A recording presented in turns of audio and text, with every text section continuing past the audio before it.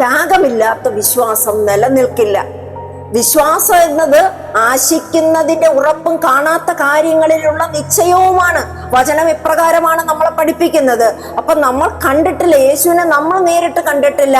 പക്ഷെ ഇന്ന് ഈ വേദപുസ്തകം ദൈവത്താൽ എഴുതപ്പെട്ടതാണെന്നും ഈ വേദപുസ്തകത്തിൽ എഴുതിയേക്കുന്ന വാക്യങ്ങൾ നമ്മൾ ഇന്ന് ഈ ലോകത്തിൽ ജീവിക്കേണ്ടുന്നതുമായിട്ടുള്ള കാര്യങ്ങളാണെന്ന് നമ്മൾ വിശ്വസിക്കുകയാണ്, കാണാതെ വിശ്വസിക്കുകയാണ്.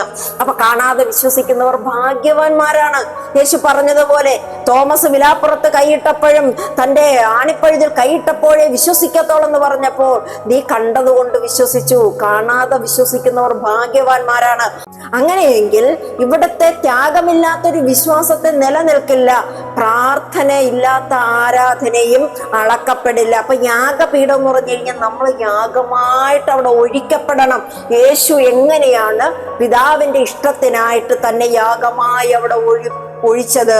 അപ്പൊ അവിടെ ദൈവത്തിന്റെ ആലയം നമ്മളാണെന്ന് മനസ്സിലായി. ആത്മീയ ആലയമാണ്.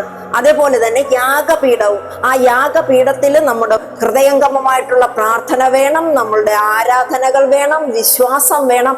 ഇതെല്ലാം നിറഞ്ഞതാണ് നമ്മുടെ യാഗപീഠ. കർത്താവിന് വേണ്ടിയിട്ട് നിൽക്കുമ്പോൾ വരുന്ന ക്രൂശുകൾ, ആ ക്രൂശുകളെ സഹിക്കുന്നത് ഈ യാഗപീഠക്കകത്ത് വരുന്നതാണ്. ഇതെല്ലാം യാഗത്താണ്. നമ്മൾ യാഗമായി ഒഴിക്കപ്പെട്ടവരാണ്.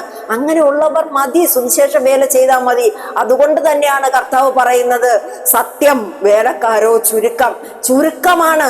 കാരണം ഇറങ്ങിയേക്കുന്ന വ്യക്തികൾ ഇന്ന് ക്രിസ്തുവിന് വേണ്ടിയിട്ട് ദൈവത്തിന്റെ ആലയവും ദൈവത്തിന്റെ യാഗപീഠവും പോലെ നിന്നു കൊടുക്കാനുള്ള ആൾക്കാർ വേണം.